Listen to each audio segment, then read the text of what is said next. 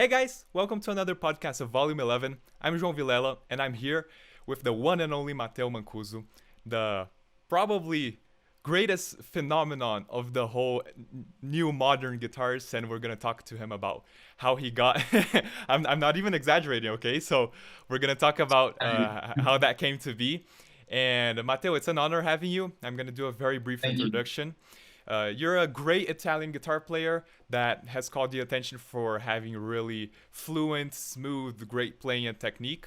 And because of that, you're often referred to as like a phenom, a virtuoso, a prodigy, all those words. And I actually want to start the interview also thanking you for accepting this invitation and telling us if you like those adjectives, you like being called those things, because it might be cool to hear, especially in the beginning, wow, people are noticing me. But then I imagine it could get a little bit too much if you're always referred to that to some a guitar player like that. Well, I mean, it's good because I like when people appreciate what I'm doing, technically speaking, especially guitar players. So, because guitar is a really difficult instrument to play, a lot of guitar players tend to be attracted to difficult things, you know? So that's when the virtuoso thing came out. But actually, when I started playing the guitar, I didn't want to play fast or play complicated things. I just wanted to play clean and in a very good way. I just wanted to play exactly what I heard in my head and exactly what I hear in my head.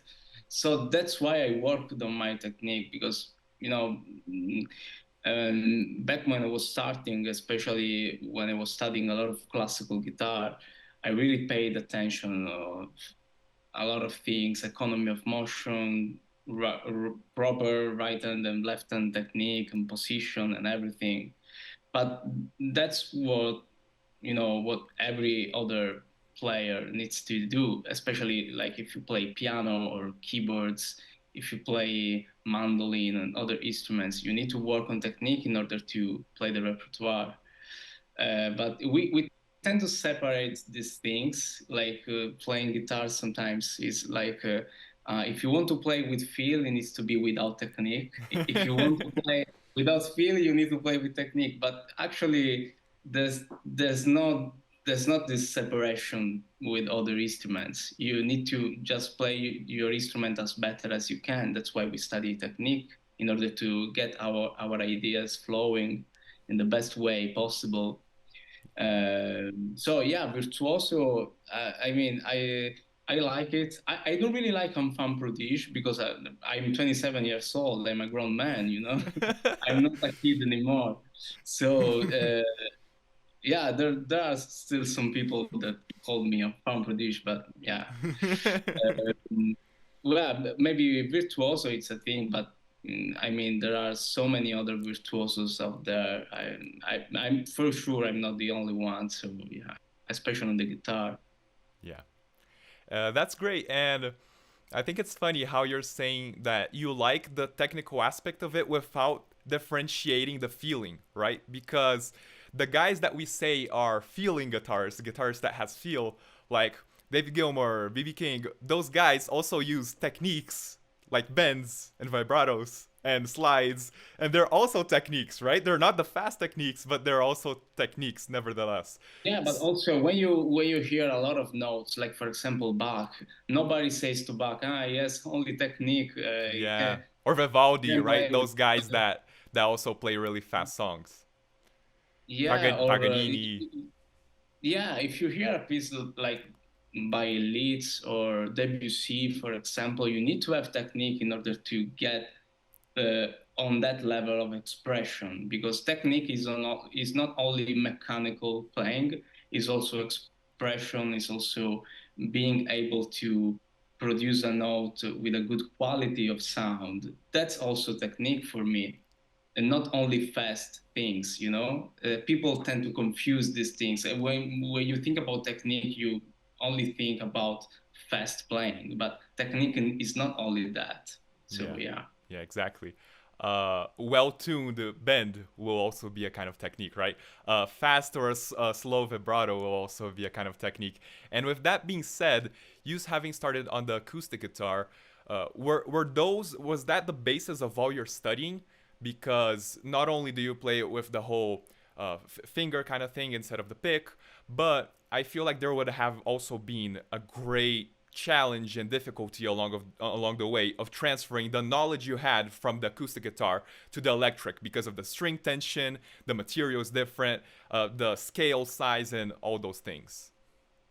Well, I actually started with the electric, and I then started to study classical guitar when I was about 14. But I actually started with the electric guitar when I was around 10 years old. And I don't know why for me it was just a natural way to do that, like playing with fingers.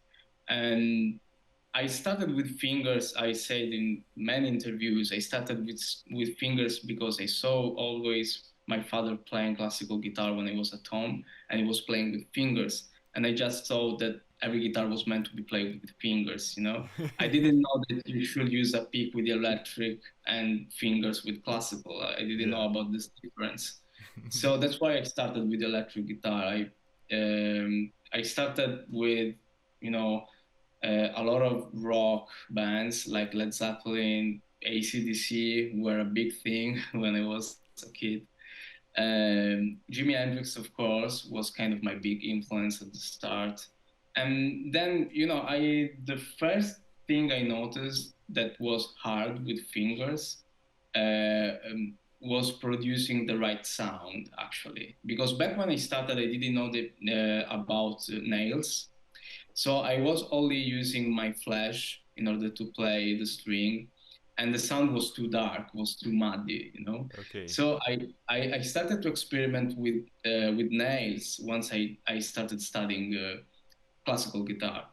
So I came to know the world of nails, and it's a really complicated thing because when you play with the pick, for example, if you broke the pick, you just change it. You just take another one and That's continue to true. play. That's true. If you break a nail, it's not really like that. It's not that comfortable. So because of that, I like to keep my nails really short. Here's my nail here Yeah, and yeah. here. Just a So little they bit are, over the flesh, right? yeah, a little bit over the flash. So I have the attack that is similar to the peak, but at the same time you have a more mid-range sound with Oh, fingers. okay, okay. It's a darker sound rather Yeah. than the peak. The attack is really different. But when you have nails, you have a little more attack, and I think you need to have nails in order to play electric guitar with fingers. Yeah. I tried without nails, but the sound is too muddy. It's not really. I just don't like it. Yeah, So yeah. There's not as much definition because the nails will give that small spike on each note that will yeah, make the yeah, that will that's make right. your ear easily differentiate the notes, right? And funny you say that because since you had that influence of your father on the acoustic and you also started playing very young, I could have sworn that you started playing acoustic guitar because I was like, oh, that makes sense. His father influenced him to play music, and then because his father is an acoustic guitar player, then he also started an acoustic. So since you just told me that you actually started on the electric and then you went a little bit to the acoustic, was it like a little bit electric through the week, and then sometimes of the day you would also play a little bit of acoustic, or did you actually have the phase of the acoustic guitar where you prioritize the acoustic, or like how do those acoustic and electric guitar phases go in your life? Well, back when I started was mostly electric. So from 10 to 13 years old, let's say the first 3 years of playing was mostly electric guitar. When I started high school, classical guitar. I started studying classical guitar simply because there wasn't electric guitar to study on the high school, so you only had one choice. And I chose classical guitar, and I didn't really like the classical repertoire back then. I was more attracted to the electric sound, and repertoire and all the rock bands. I was really a rock guy basically. So that's why I didn't really study the classical guitar with with joy like the electric. I was more like forced to do that, but in the end, it gave me a lot of new stuff to play. I perfectioned my technique thanks to the classical guitar studies. So one thing that I didn't like about classical guitar was also that you always play alone. Oh You, yeah, you don't play with other people, especially the classical guitar repertoire. And I wasn't really a fan of that because one of the funniest things about music for me is the interaction between other people. Like playing with a rhythm section is one of my favorite things to do. So that's why electric classical guitar for me wasn't that attractive to me. And yeah, also the repertoire, I mean, was good. You work a lot on your technique. You work a lot on your left hand strength because you have to do a lot of chords with yeah. classical. But yeah, it was a phase that helped me a lot. But mostly, I played a lot of electric guitar during my life. Most of the time was the electric guitar. I see. And you said it did help you get some techniques right. What was it that had the classical repertoire giving you a nice base on the technique? Was it like some specific exercises, or like do you remember what kind of things helped you get better at the acoustic guitar? Then later on, you could transfer it to the electric.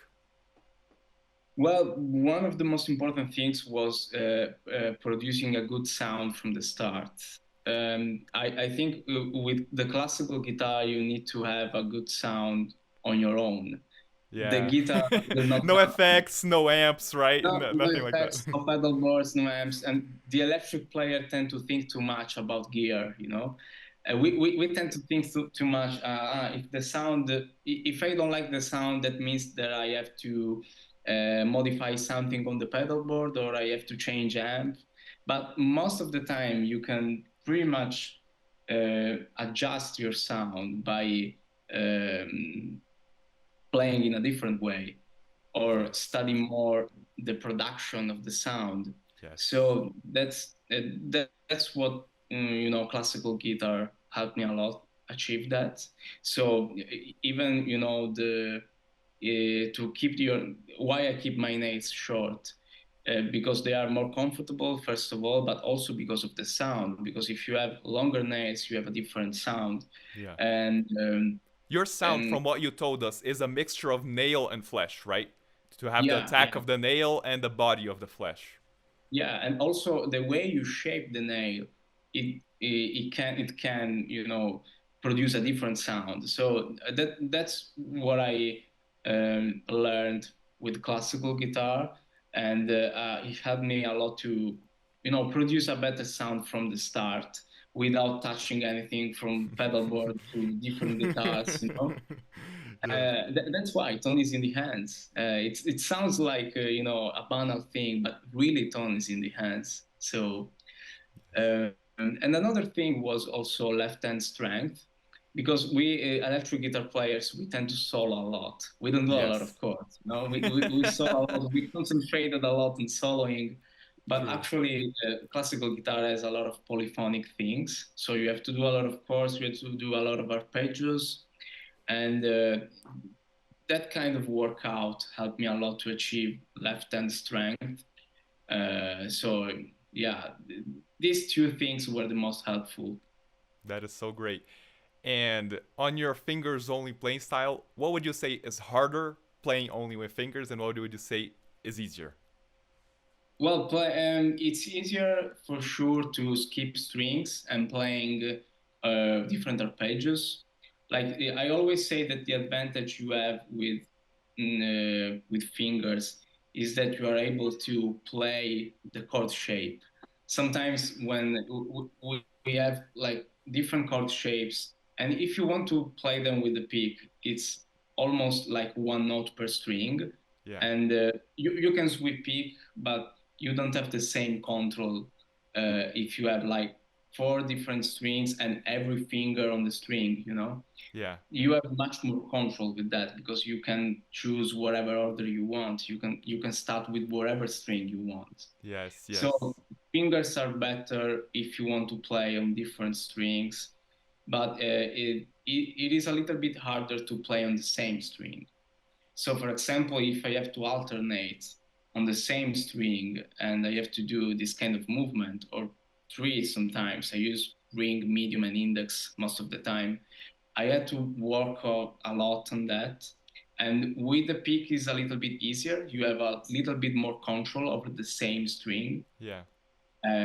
So that's pretty much the rule for me is that the pick is easier if you want to play on the same string.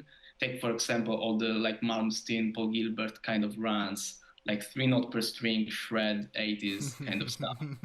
That kind of thing is way easier, I think, with the pick rather than fingers. You can achieve it with fingers, but it's harder, I It's think. much harder, right? And Yeah. I thought it was so funny how you said that your whole virtuosic, your whole playing fast kind of thing kind of happened naturally while you were learning the instrument. Because a lot of people try to consciously achieve the playing fast and play clean kind of thing, and they have a really hard time with it. So looking back at it, do you can you observe what were the things that made you get good at playing fast and clean? Like, what kind of was it? A kind of mentality? Was it a kind of exercise? Was it having, for example, your father helping you along the way, or what were the things that made you play so fluently like you play today? Well, I think because I pretty much took a lot of attention on staying relaxed while I play, and I wanted to play, let's say, complicated things. I remember that one of the first uh, players that kind of introduced me to the virtuoso playing was Eric Johnson. And I wanted to play some of his lines, and they were pretty fast. Yep. But actually, my goal was not to play faster than him. I just wanted to play clean, like Eric Johnson plays. So my goal was to play the thing as best as I can while staying relaxed. So this was a really key. That was a really important thing for me. Another thing was also uh, playing slow, especially when I was starting playing.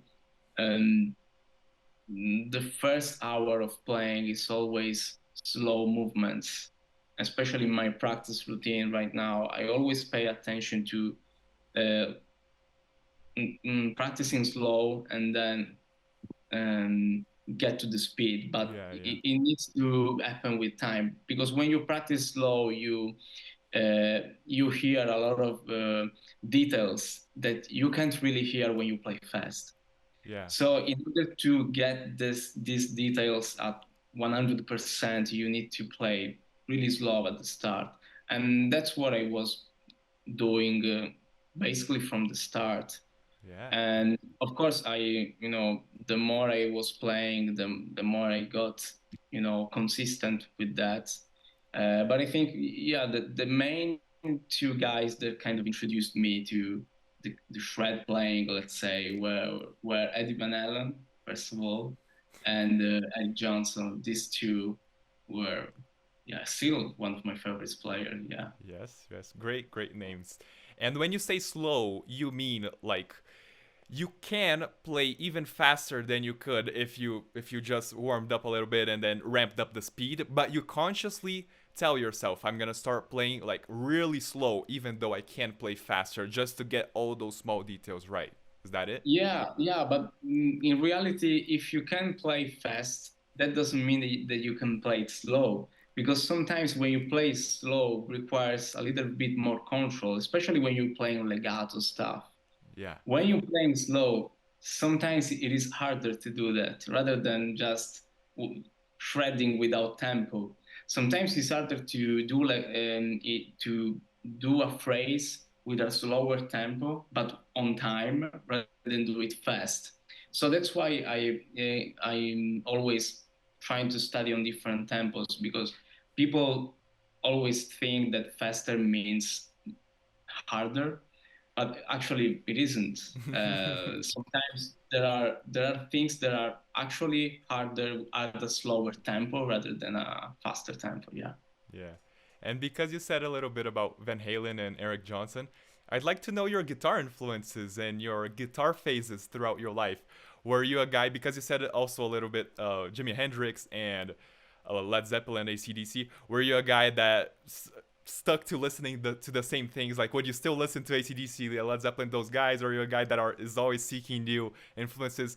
The guys, the Italian guitarists, do you have a close eye on them as well? Who are your influences? Well, at the start were mostly guitar players, of course, and my first big influences, as I said, that there were pretty much a lot of rock bands, Led Zeppelin, Deep Purple, AC/DC, Jimi Hendrix. So these guys were the first ones, and then I kind of got back in time, and I started to listening more jazz players, people like Wes Montgomery, for example, or Django Reinhardt, are a big influence for me. Barney Castle, also Joe Pass, this kind Yes. of guys. I was interested in that kind of music for a while. And of course, all the bebop players like Charlie Parker, Sonny Stitt, a lot of saxophone players, Cannonball Adderley, even the modern ones like Michael Brecker, Chris Potter, and I got interested into a lot of jazz. I went into a phase where I got really interested into jazz, and I was listening a lot of players that were playing with distortion sound, but actually the vocabulary was very jazz oriented. So that Yes. became kind of my uh, uh, let's say mentality. Like I Yeah. wanted to playing a lot of interesting phrases like jazz vocabulary and all this stuff, but at the same time I wanted to rock. And so I started to listen to people like Scott Anderson, Alan Osworth, Frank Gambale, Wayne Krantz, big fan Yes. of him. This kind of guys. So Mike Stern also a lot, John Scofield, and a lot of these players that they were kind of between the rock and jazz, and today it's called fusion, but actually fusion is um, the meaning is so vast that Yeah, you, the you fusion can. could be any kind of fusion, right? That's the thing. Yeah, yeah, it can be any kind of fusion. If you think about it, Led Zeppelin was kind of fusion, It was True. like folk music with rock and with blues and all of that stuff. So, but fusion, it means it is usually referred as electric jazz. So fusion for me is like Weather Report, a Mahavishnu Orchestra, Chicory Electric Band or Return to Forever, this kind of stuff. At least for me, and this is kind of more like jazz fusion, let's say. But back in the days, it was called electric jazz because the upright bass Yes. uh, was substituted by the electric bass. So everyone was electric back then. Yeah.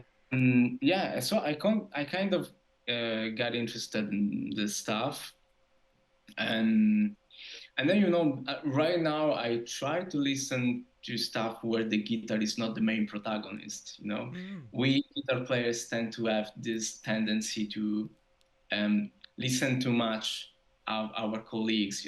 We listen too much to other guitar players, Yeah. and that's right. I mean, I'm passionate about guitar, and but I consider myself a musician first, and then a guitar player second. So, Yeah. what are we are interested in music actually, not just guitar. So that's why I try to listen music where the guitar is not always.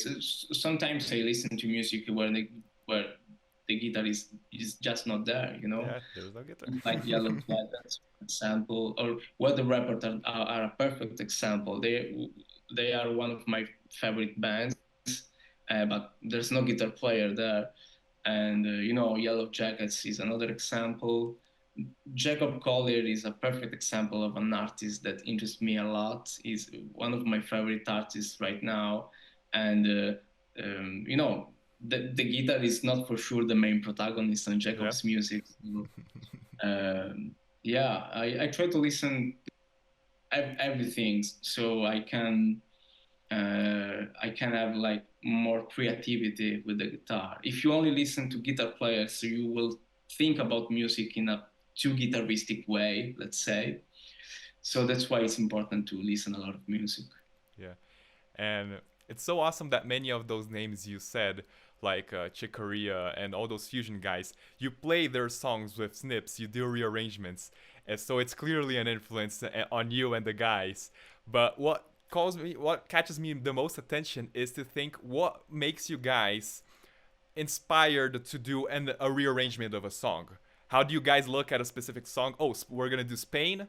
How are we gonna change Spain to make it our own? And they're so in they're on. Well, most of it was basically we were really interested in harmony, and back at the time when I was with Snips, there were a lot of reharmonization of songs that were really popular on the internet, and a perfect example were Dirty Loops, for Yes, example. yes, The trio from I think they are from Sweden, right? I think so. But yeah, and it was a really popular style. And it is still now, but back in like 2016, 2017, it was really blowing up. So we were kind of interested on that thing, like rearranging popular songs, but with a lot of interesting chords, progressions. Sometimes not really beautiful chord progressions, but a little really uncommon. So we were trying to do something, you know, that wasn't really, you know, uh, common to do. So reharmonizing jazz standard in a strange way. We started with this idea actually, and we started with the chicken. And I remember that I had this tendency to uh, play a lot of sus chords when I didn't know what to do. So that was my kind of process. Okay, let's put some sus chords here and see what happens. Yeah, And that's what the chicken basically uh, uh, the arrangement was born like that basically. yeah, uh, yeah, that was fun for us. I mean, it was also a method to study new things, you know, like studying the songs and then modifying it with your friends. It was just fun, you know. And yeah, yeah. And it's a great way to challenge yourself, right? If you don't feel like playing a standard that has been played a million times the same way, the second you say, I'm going to change it a little bit, then everybody's interested to see, oh, what is he going to do with that thing that everyone has heard before, right? What were the kind of yeah, feedbacks you got from people that caught your attention in that sense? well, I mean, first of all, it wasn't a thing that we invented. I mean, there are a lot of people that are rearranging standards, and they are especially reharmonizing standards in an incredible way. But the thing for us is that I first of all wanted to do some trio videos, some live in studio videos, because I wanted to show people that I wasn't just a bedroom guitar player. You know, I Oh, wasn't just okay. playing in my room. I was also playing with other people, and I was playing around Italy at the time, not around the world. I wasn't really famous back then. But you know, I wanted to do something that involved more musicians rather than just me playing with backing tracks because it became boring after a while. So that's why Snips was born. And I think the thing that people really liked about the this kind of videos is that you can see the joy of us playing together. And sometimes we messed up on the videos. There are some mistakes, there are some errors, but we are always with a smile, you know. And people really like that when you're playing and you have fun with friends. People tend to resonate with that, so that's why this kind of videos always works better rather than just me improvising on backing tracks or doing a cover, you know. Yeah, yeah. And you were saying that you wanted to prove you didn't want to be a bedroom guitarist. I want to ask you, what was the impact of YouTube and internet in your life as a whole? Because out of curiosity, I imagine what kind of guy you would be if you came 20 years before you did, and then there was no internet by the time you became a musician, by the time you learned your instrument and exposed yourself to the world. So, how has YouTube shaped your career, and how would it have been different if there was no YouTube and internet? Well, for sure, it would have been different without YouTube because YouTube helped me a lot to achieve a lot of informations from the start. So that's what I think that's what internet was made for, Yeah, in order to, you know, absorb a lot of things. yeah, I was able to listen to a lot of things. yeah. So What kind of YouTube. information, by the way, do you remember? Was it like advices from other guitarists? What kind of things? Well, I came to know a lot of the theory I know now thanks to YouTube actually.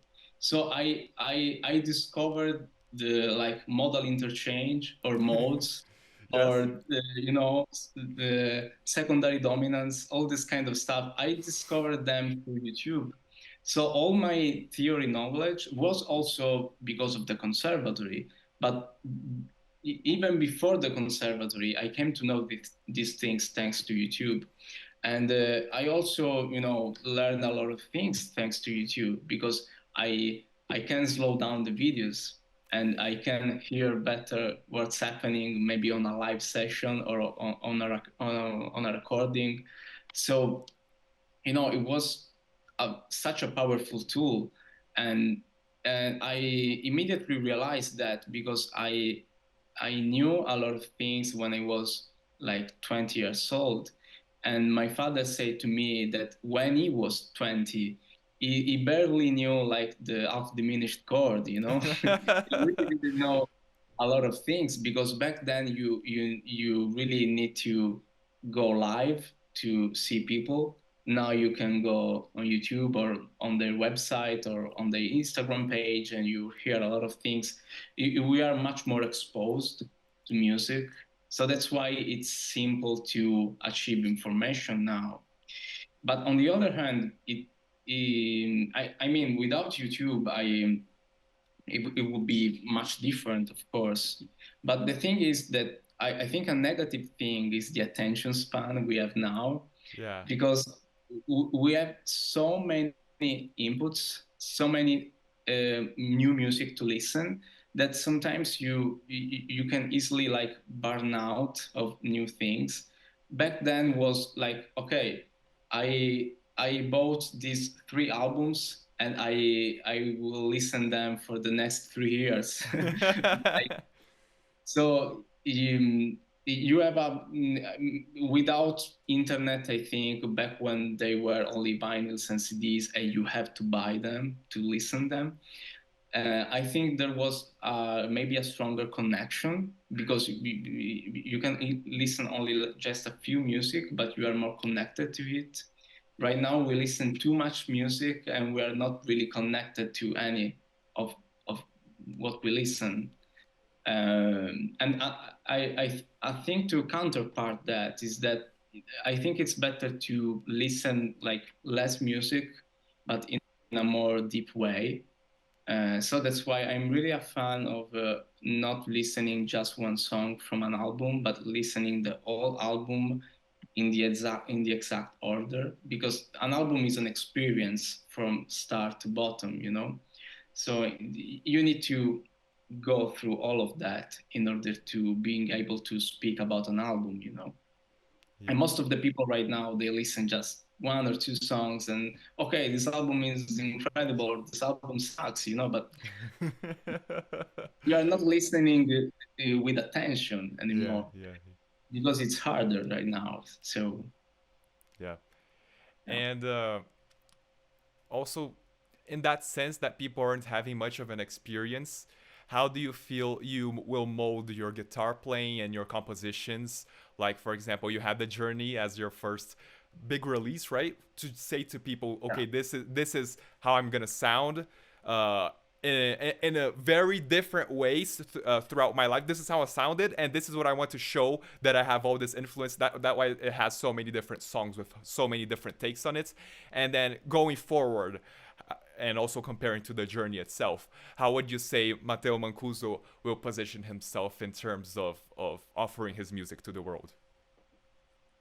Well, first of all, the goal with the journey was to create an album that wasn't associated with just one style. So that's why it's so diverse. There's the rock song, there is Drop D, for example. There are more other fusion songs, let's say, like Falcon Flight or Samba Party. And there are jazz-inspired songs like Blues for John is the most jazziest one, Polyphemo also. So I wanted to create something, like me, because I didn't want to. I don't want to play just one style forever. I don't like to put music on different boxes. There's rock, there's jazz, there's funky, there's country. I like to mix everything because for me there's just good music and bad music that I like and music that I don't like. That's it. And that's how I view also my lead playing as well. I don't like to play like in style. I like to fuse things. I like to play clean where I feel that I want to play clean, but I play also in distortion where I feel that's better. Um, it really depends on the context, actually. So because of that, I um, I would like to produce albums that are not associated with just one style, and and also in order to achieve your kind of style, you need to listen to a lot of things because otherwise you will miss a lot of opportunities. If you Yeah. don't, if you want to, uh, let's say that you want to create pop songs, and because of that you only listen to pop stuff, you will eventually make pop songs, but they will be a byproduct of your already listened pop songs, and they will not be something fresh. Yeah. So in order to create something fresh, you need to mix up an element that is not really associated with pop. So maybe you are listening to pop songs, and you are also passionate about uh, country music, or maybe you listen a lot of Indian music, or a lot of tabla players, a lot of South Brazilian influences. um, I think that's how a lot of the music I like is born. And a perfect example is Pat Metheny. And Right. Pat Metheny is really jazz oriented, but there is a lot of world music there, South American music, Brazilian kind of stuff, especially in the rhythm section. There's so much going on, and I, I like music that is not associated with just one style. That's how. And Pat Metheny is the perfect example of that. In order to be a good composer, I think you need to be a good listener first. So that's why you need to mix a lot of things, even things that you think that they're not really uh, got well Connected. together, Yeah, yeah. connect together. Yeah. Yeah. If you like them, it's enough, right? You don't have to think they sound similar. You just have to like both of them and then bring that to yourself. Because in that point, I'd like to add that I feel like most of the people that we admire, even if it's like long after their passing, so like Miles Davis, or you said for example Pat Metheny, and then we have Michael Jackson, like all these, or David Bowie. We have all these guys that are from some such different like areas of music and lifestyles of the world. One of the greatest reasons why we admire them is, I think, from one of the things that you achieve in your playing, in your style, is to not have a specific style where you could just point your finger and say, oh, if it's a funk guitar with distortion, with that and with that, whatever, then it's Matteo Mancuso. I feel like that's the thing you kind of are going a little bit away from, right? And because you also said Brazil, I remember that you have a song called Samba Party, right? Yeah. And we have a great part of our audience are Brazilians. What is your association with Brazil? Because we're very curious for sure.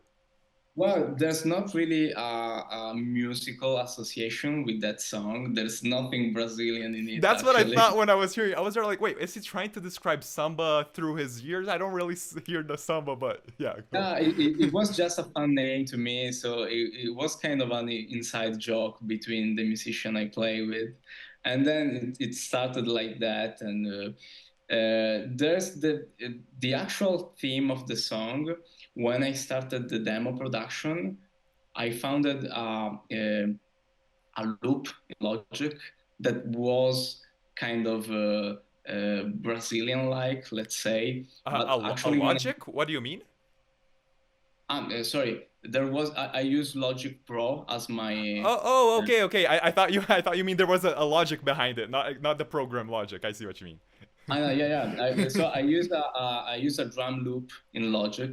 Yeah, Uh, it was kind of a Brazilian rhythm stuff. I don't remember the name, but there was like samba Brazilian in it. yeah, yeah, And the demo was actually with this kind of loop, and it was more on that direction. But when I eventually played that with Gianluca Riccardo, the yeah, drummer and the bass player, we kind of got on another direction, and I yeah, liked that more because it was more unique, you know.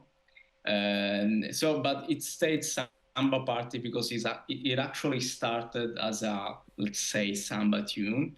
But yeah, I just left the name because it was fun. It doesn't have anything to do with samba, but that's because it's fun. Yeah, because of okay, it. okay. So we're definitely gonna have many people in the comment section saying come to Brazil. And I think that should be that should wrap that should be about it. That should wrap the interview. Um, well, if you have any final messages to say, or if you want to leave your socials where people can find you, or any kind of project that you have in the making that you would like to announce to our audience, please feel free to do whatever you want. Well, I'm currently working on a new album, and it's not a second solo album, but it's another album by Drift Lab. It's another project I have going on, and it's a quartet with Manuela Montesanti, Federico Malaman, Daniele Chiantese, the drummer. We have a lot of interesting stuff going on, and we have the first gigs actually in April. So this is a project I'm really excited about it. I'm also, trying to compose my own songs when I have time. Uh, and yeah, I'm actually right now practicing like a madman, you know. Oh yeah, that's what was something. Okay, last question. Then this is officially the last question. Do you still practice guitar? Do you still have a practice session after you have so many projects going on? Do you still have time to practice? Yeah, luckily, yes. I force myself to find time to practice. That's the right answer, I think, because back when I was younger, I had so much more time because I didn't have all these commitments and things and emails to answer Yeah. and interviews also. I'm sorry, I'm taking your time away from practicing. I kind of learned how to have balance Yeah. between busy days and free days. So I try to practice 4 hours a day. Yeah. Sometimes it's more, sometimes it's less. But I try to play guitar every day. That's the most important thing for me. Also because it became also a job, and before it wasn't. So back when this was a job, I was able to, I don't feel like I want to play, and I didn't play. But right now I cannot do this anymore. I Yeah, have to now it play. can't be really a choice, right? And I would Yeah, guess the things you would practice would be the compositions and the repertoire you have to play live and things like that, right? yeah, things like that, even new things. I really like to, I don't have a really scheduled practice routine. Like I play arpeggios for an hour and then scales for another hour. It's not really like that. I don't have the patience to do that. I'm more like grab the guitar and play what excites me the most in that moment. So yeah. Yeah. So, Matteo, I thank you very much for having such a great conversation for this hour or so. And people are going to be able to check you out through your socials. I'll leave all the links below. You guys can also check me out on my Instagram, mainly Vilela Volume 11. I'll leave the link. Subscribe to the channel. Thank you very much for this time, and I'll see you guys in the next episode of Volume 11. Bye bye. Ciao.